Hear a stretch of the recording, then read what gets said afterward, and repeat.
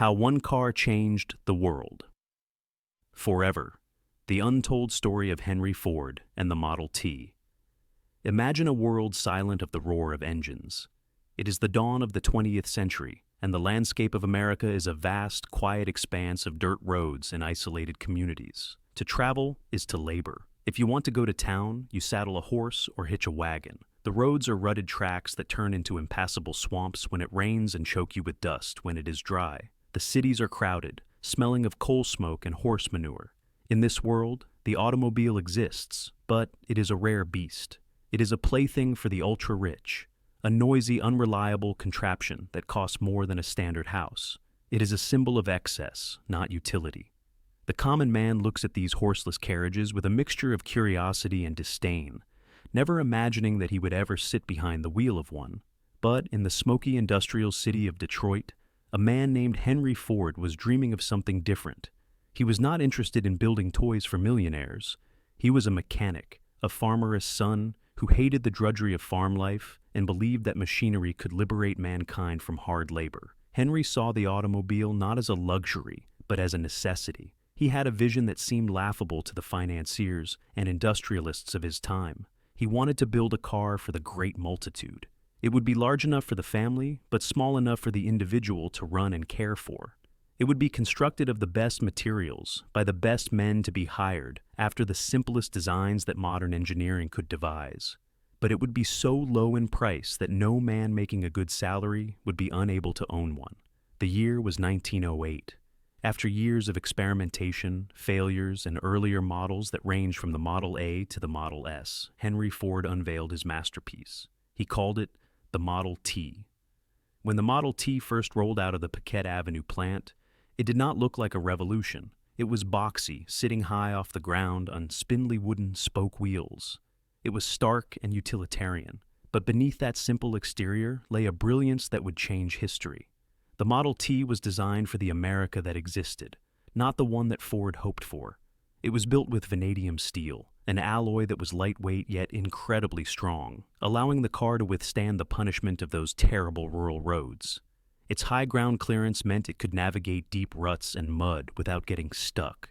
Its engine was simple, a 4-cylinder block that was easy to repair with basic tools. It was a car that a farmer could fix with a wrench and a pair of pliers. Ford famously said, "Any customer can have a car painted any color that he wants, so long as it is black." While this policy was actually implemented later to speed up drying times on the assembly line, it spoke to the philosophy of the Model T.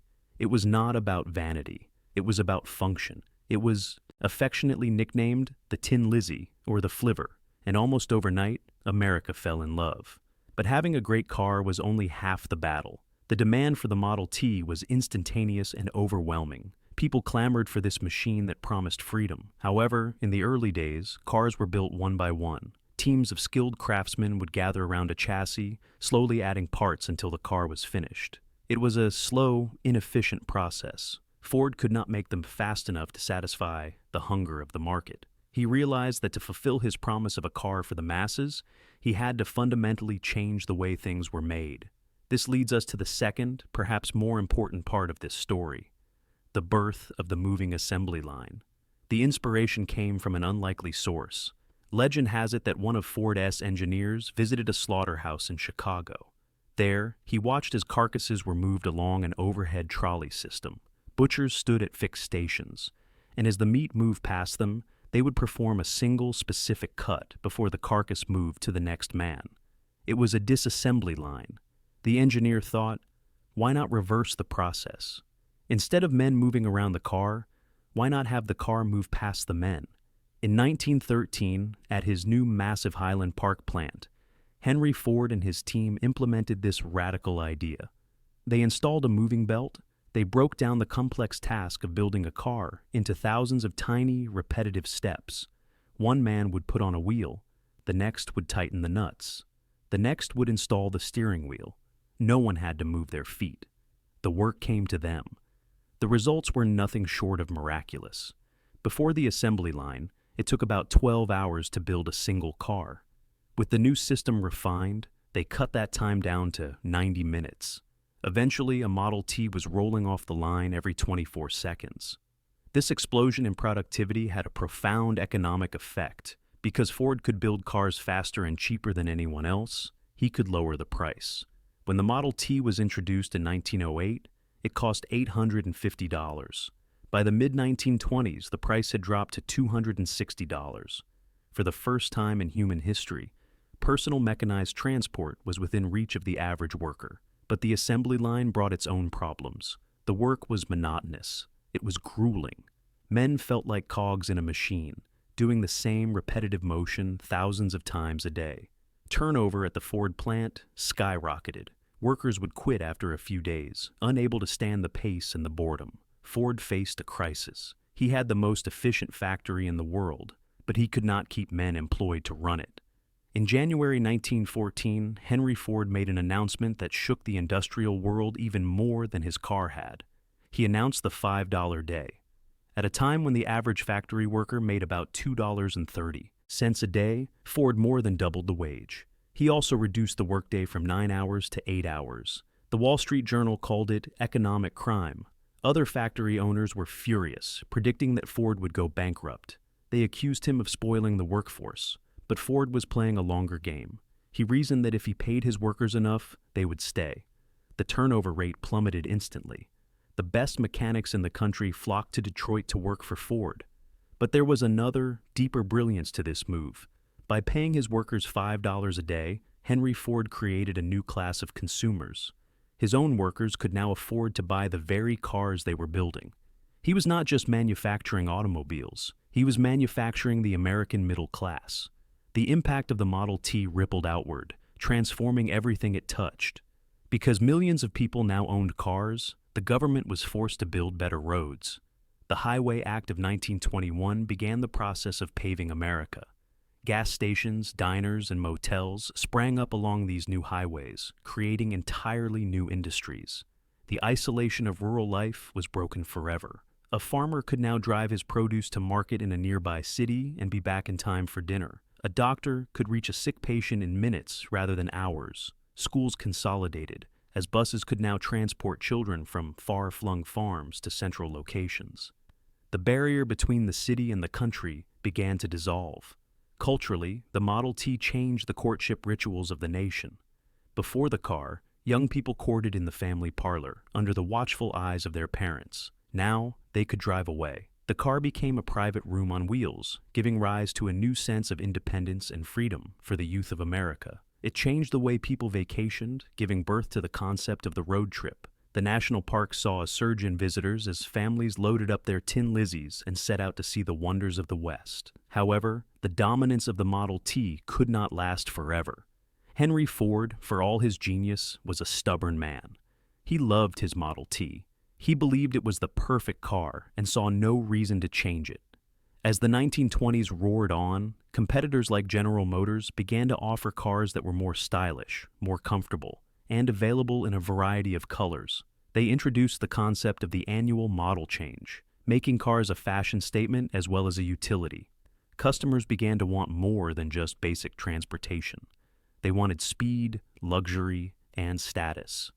Ford refused to adapt. He famously disparaged the idea of hydraulic brakes or more powerful engines. Sales of the Model T began to slip. By 1927, it was clear that the era of the Tin Lizzie was over. On May 26, 1927, Henry Ford watched the 15 millionth Model T roll off the assembly line at the Highland Park plant. Shortly after, he shut down production entirely to retool his factories for its successor, the Model A. The production run of the Model T had ended, but the world it left behind was unrecognizable from the one into which it was born. In just 19 years, the horse had virtually disappeared from the streets. The landscape was crisscrossed with paved roads. The economy was powered by the automotive industry and the oil, steel, and rubber industries that supported it. The concept of mass production had spread from cars to washing machines, radios, and refrigerators, creating the consumer society we know today. The story of the Ford Model T is not just the story of a car, it is the story of an idea. The idea that mobility is not a privilege of the rich, but a right of the everyone. It is the story of how a simple machine, built of vanadium steel and stubborn determination, conquered the distances that separated us. Today, if you visit a museum and see a Model T, it looks quaint. It looks like an antique from a bygone era, with its brass radiator and narrow tires. But look closer. In its simple lines and rugged frame, you are looking at the device that built the 20th century. You are looking at the machine that allowed a farmer in Kansas to see the Pacific Ocean. You are looking at the reason we have suburbs, shopping malls, and drive-in theaters. Henry Ford was a complicated man, often controversial and not always likable, but his vision was singular and powerful. He put the world on wheels. The Model T was the catalyst that accelerated human progress, shrinking the globe and expanding our horizons. It taught us that, with the right engineering and the right vision, we could democratize technology and improve the lives of millions. As we drive our modern cars today with their air conditioning, GPS navigation, and autonomous driving features, we are all, in a way, still riding in the shadow of the Tin Lizzie. Every time we merge onto a highway or commute to work, we are participating in the revolution that started in a brick factory in Detroit in 1908. It was the car that ended the isolation of the past and drove us full speed into the future. And that is why the Ford Model T remains arguably the most important machine ever built. The legacy of the Model T serves as a reminder of the power of innovation. It shows us that true disruption does not come from making something that is merely better, but from making something that changes the fundamental rules of the game. Henry Ford did not just build a better wagon. He rendered the wagon obsolete. He did not just hire workers, he created consumers. He did not just build a factory, he built a template for the modern industrial world. So, the next time you hear the hum of an engine or see the endless stream of headlights on a highway at night, remember the Model T. Remember the mud, the horses, and the silence that came before it. And remember the revolution that arrived on 4 spoke wheels, painting the world black and driving it forward, never to look back again. This is the enduring, undeniable, and truly epic story of the car that changed absolutely everything. Thank you so much for watching all the way to the end. If you enjoyed this video, learned something new, or simply want to see more content like this, please give it a like and subscribe to the channel. Your support truly helps the channel grow and reach more people.